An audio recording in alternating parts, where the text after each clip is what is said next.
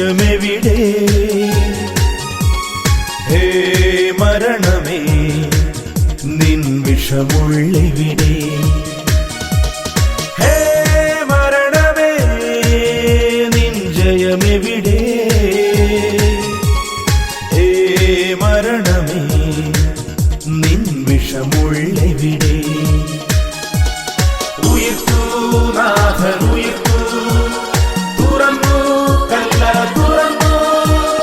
ഉയർത്തു നാഥൻ ഉയർത്തു, തുറന്നു കല്ല തുറന്നു.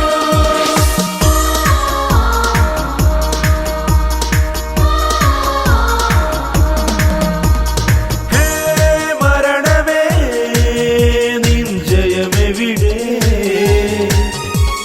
ഹേ മരണമേ നിൻ വിഷമുള്ളെവിടെ?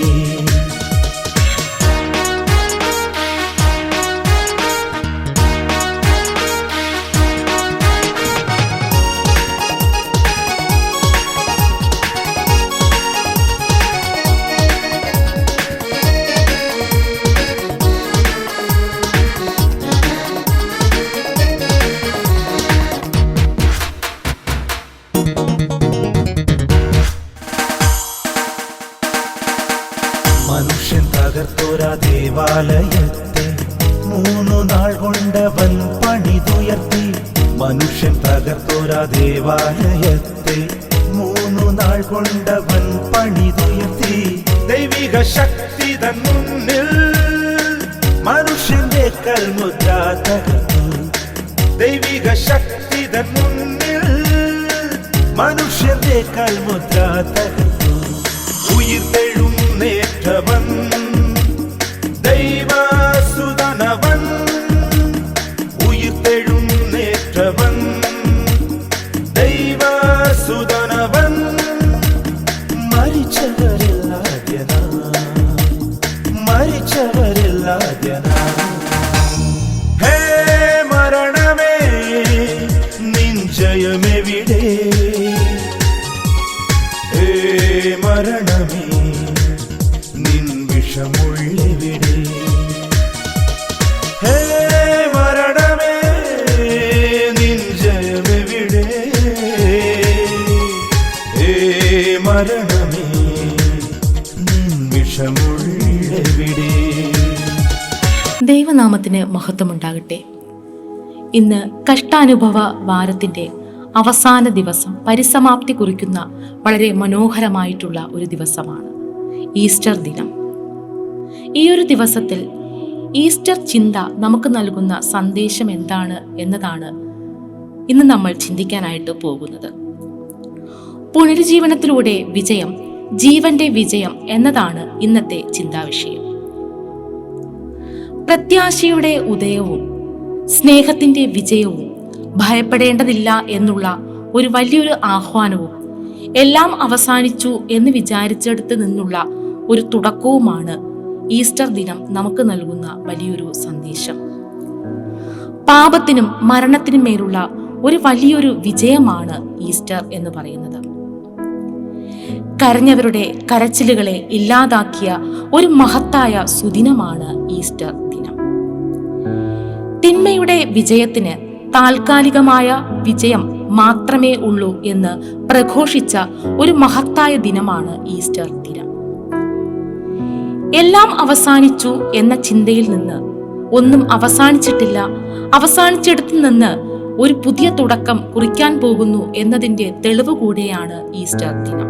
ഞാൻ തന്നെ പുനരുദ്ധാനവും ജീവനും ആകുന്നു, എന്നിൽ വിശ്വസിക്കുന്നവർ മരിച്ചാലും ജീവിക്കും. യോഹന്നാൻ 11:25. ഈ ഒരു വാഗ്ദാനം നിറവേറ്റപ്പെട്ട സുദിനമാണ് ഈസ്റ്റർ ദിനം. ചുരുക്കത്തിൽ യേശുവിന്റെ പുനരുദ്ധാനത്തിന്റെ ഒരു ഓർമ്മ നാളാണ്, ഓർമ്മപ്പെടുത്തലാണ് ഈസ്റ്റർ ദിനം നമുക്ക് ദാനമായി നൽകിയിരിക്കുന്നത്. മത്തായി എഴുതിയ സുവിശേഷം 28-ാം അധ്യായം 1 മുതൽ 10 വരെയുള്ള ഭാഗങ്ങളിലും, ലൂക്കോസ് സുവിശേഷം 24-ാം അധ്യായം 1 മുതൽ 12 വരെയുള്ള ഭാഗങ്ങളിലും എന്താണ് ഈസ്റ്ററിന്റെ ചരിത്രം, അല്ലെങ്കിൽ ഈസ്റ്ററിന് എന്താണ് സംഭവിച്ചത്, ആ പുനർജീവനത്തിന് എന്താണ് സംഭവിച്ചത് എന്നുള്ള ഒരു രേഖപ്പെടുത്തൽ നമുക്ക് കാണാനായി സാധിക്കുന്നുണ്ട്. ശബത്ത് കഴിഞ്ഞ് ആഴ്ചവട്ടത്തിന്റെ 1-ാം നാൾ മഗ്ദലക്കാരത്തി മറിയ നേരം വെളുത്ത ഉടനെ തന്നെ മറ്റേ മറിയയും കൂട്ടി കല്ലറ കാണാനായി എത്തിച്ചേർന്നു എന്ന് തിരുവചനത്തിൽ രേഖപ്പെടുത്തി കാണുന്നുണ്ട്.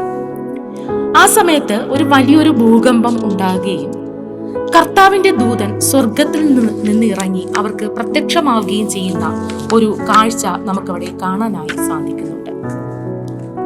ആ ദൂതൻ വന്നിട്ട് കല്ല് ഉരുട്ടി മാറ്റുകയും ആ കല്ലിന് പുറത്ത് കയറിയിരിക്കുകയും ചെയ്യുന്ന ഒരു കാഴ്ച.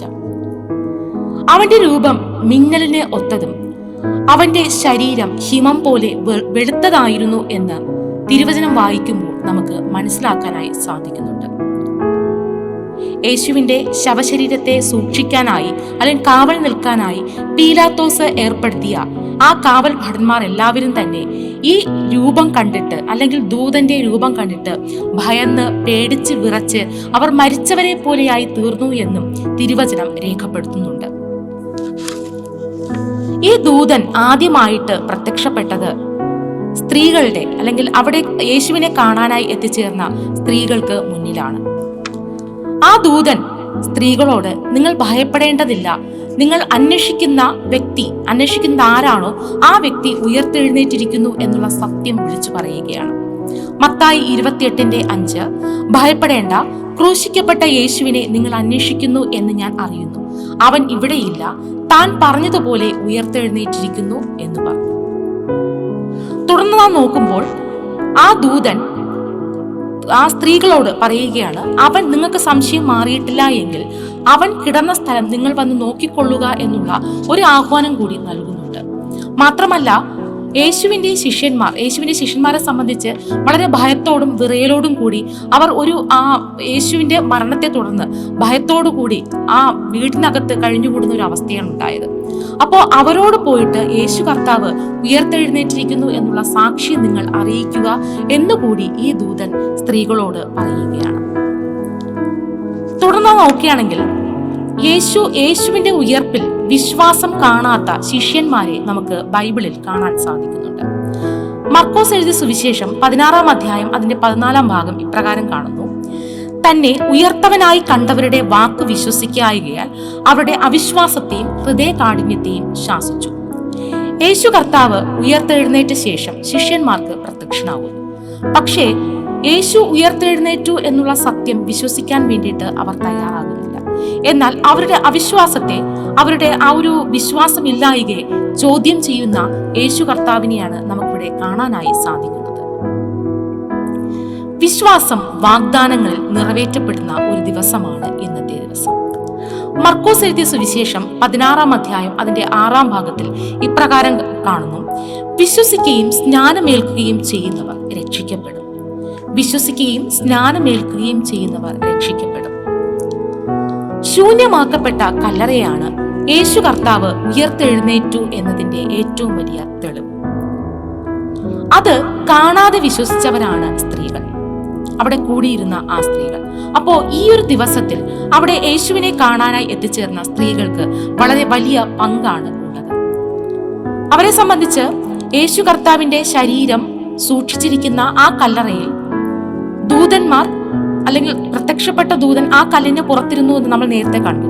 ഈ കല്ല് എങ്ങനെ നീക്കും എന്നുള്ള ഒരു ചിന്ത പോലും ഇല്ലാതെയാണ്, അല്ലെങ്കിൽ ഈ ഭാരമേറിയ കല്ല് ആര് ഞങ്ങൾക്ക് നീക്കിത്തരും, ഈ സുഗന്ധ തൈലം പൂശാനായിട്ട് ആര് തങ്ങൾക്ക് നീക്കിത്തരും എന്നുള്ള ഒരു വ്യഗ്രത അല്ലെങ്കിൽ ഒരു ചിന്താഗതി പോലും ഇല്ലാതെ അവിടേക്ക് എത്തിച്ചേർന്നവരായിരുന്നു ആ സ്ത്രീകൾ. ആ സ്ത്രീകളെ സംബന്ധിച്ച് യേശുവിൽ ഉറച്ച വിശ്വാസം, തങ്ങളുടെ കർത്താവായ ദൈവം തങ്ങളുടെ കർത്താവ് തീർച്ചയായിട്ടും തങ്ങളുടെ മുമ്പിൽ പ്രത്യക്ഷപ്പെടും എന്നുള്ള ഒരു വിശ്വാസം അവരുടെ ഉള്ളിൽ ഉണ്ടായിരുന്നു എന്ന് നമുക്ക് കാണാൻ സാധിക്കുന്നുണ്ട്. വിശ്വാസത്തിന്റെ ഉത്തമ ഉദാഹരണങ്ങളായിരുന്നു ആ സ്ത്രീകൾ. അടുത്ത നോക്കുകയാണെങ്കിൽ ആഴ്ചയുടെ 1-ാം ദിവസം എന്നുള്ള ഒരു പ്രയോഗം 4 സുവിശേഷങ്ങളിലും നമുക്ക് കാണാനായിട്ട് സാധിക്കുന്നുണ്ട്. ആഴ്ചയുടെ 1-ാം ദിവസം എന്താണ് ഈ ആഴ്ചയുടെ 1-ാം ദിവസം എന്നതുകൊണ്ട് ഉദ്ദേശിക്കുന്നത്? ഉൽപ്പത്തി പുസ്തകം നാം നോക്കുകയാണെങ്കിൽ സൃഷ്ടികർമ്മത്തെക്കുറിച്ച് ആ രേഖപ്പെടുത്തലുകൾ ഉൽപ്പത്തി പുസ്തകത്തിൽ കാണാൻ സാധിക്കുന്നുണ്ട്. ആദ്യ ദിവസം എന്ന് പറയുന്നത് വെളിച്ചത്തിന്റെ ദിനമായിരുന്നു. ഉൽപ്പത്തി 1:3 ഇപ്രകാരം പറയുന്നു: വെളിച്ചം ഉണ്ടാകട്ടെ എന്ന് ദൈവം കൽപ്പിച്ചു, വെളിച്ചം ഉണ്ടായി. അതായത് അന്ധകാരം നീങ്ങി വെളിച്ചത്തിലേക്കുള്ള ഒരു പ്രവേശനമാണ് ഈസ്റ്റർ എന്ന് പറയുന്നത്. ആ അന്ന് വരെ ഉണ്ടായിരുന്ന പാപപ്രവൃത്തികളുടെ ഒരു പൂർത്തീകരണമാണ് കർത്താവിന്റെ ക്രൂശീകരണവും അതിനുശേഷമുണ്ടായ പുനർജീവനവും എന്ന് കാണാൻ സാധിക്കുന്നുണ്ട്.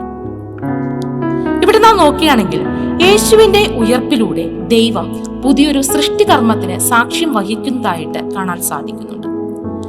നിരാശരായിരിക്കുന്ന നമ്മോട് പല ഇടങ്ങളിലായിരിക്കുന്ന നമ്മോട് നിരാശരാകരുത് എന്നുള്ള ഒരു ആഹ്വാനം കൂടി ഈ ഒരു ദിവസം നമുക്ക് നൽകുന്നുണ്ട്.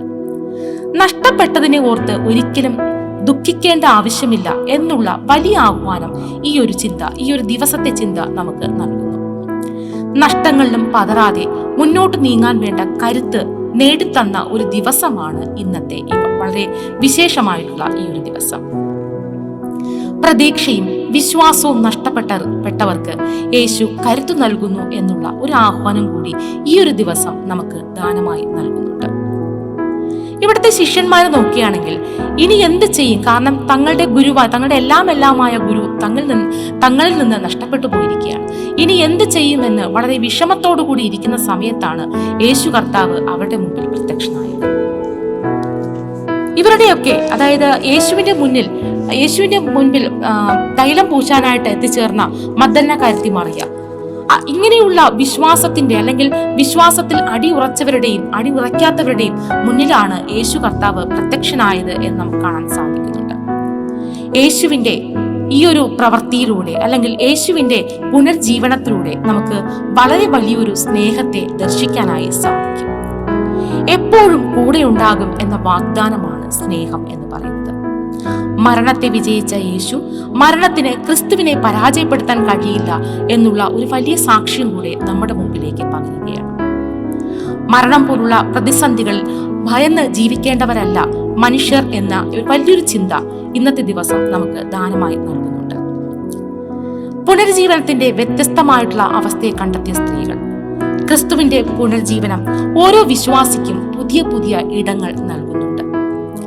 ജീവിതത്തിൽ മരണം, ഭയം, നിരാശ എല്ലാം ക്രിസ്തുവിന്റെ പുനർജീവനത്തിലൂടെ ജയിക്കപ്പെടും എന്നുള്ള വലിയ ആഹ്വാനം നൽകുന്ന ദിവസമാണ് ഇന്നത്തെ ഈ ദിവസം. നാം ക്രിസ്തുവിൽ ഉറച്ച് ദൈവത്തോട് ഹൃദയപൂർവ്വം പറ്റിച്ചേർന്ന് നിന്നുകൊണ്ട് ജീവിതത്തെ ആഘോഷിക്കുമ്പോൾ, സുവിശേഷം പ്രചരിപ്പിക്കുമ്പോൾ തീർച്ചയായിട്ടും സ്വർഗത്തിലുള്ള ദൈവം സന്തോഷിക്കും എന്ന കാര്യത്തിൽ യാതൊരുവിധ സംശയവുമില്ല. എല്ലാവർക്കും ജീവിതത്തിൽ ജയം സമ്മാനിച്ച ക്രിസ്തുവിന്റെ പുനരുദ്ധാന ആ ഒരു സമാഗമനത്തിൽ അല്ലെങ്കിൽ ആ പുനരുദ്ധാനത്തിന്റെ ജീവൻ പേറുന്ന ആ ഒരു സുദിനം നമ്മിലേക്ക് പകരുന്ന വലിയൊരു ആശയം സ്നേഹത്തിൽ അടിയുറയ്ക്കുക എന്നതാണ്. ആ ഒരു സ്നേഹത്തിൽ ഉറച്ചു നിന്നുകൊണ്ട് ക്രിസ്തുവിന്റെ പുനരുദ്ധാന ജീവിതം നമ്മളിലേക്ക് സന്തോഷവും സമാധാനവും പകരുന്നതാകട്ടെ. ഈ ഒരു ഈസ്റ്റർ ദിനം എല്ലാവർക്കും സമാധാനത്തിന്റെയും സന്തോഷത്തിന്റെയും നല്ലൊരു നാളുകളായിരിക്കുവാൻ സർവശക്തൻ സഹായിക്കട്ടെ എന്ന് പ്രാർത്ഥിക്കുന്നു. എല്ലാവർക്കും ഹൃദയപൂർവ്വം സമാധാനത്തിന്റെയും സന്തോഷത്തിന്റെയും ഈസ്റ്റർ ദിനം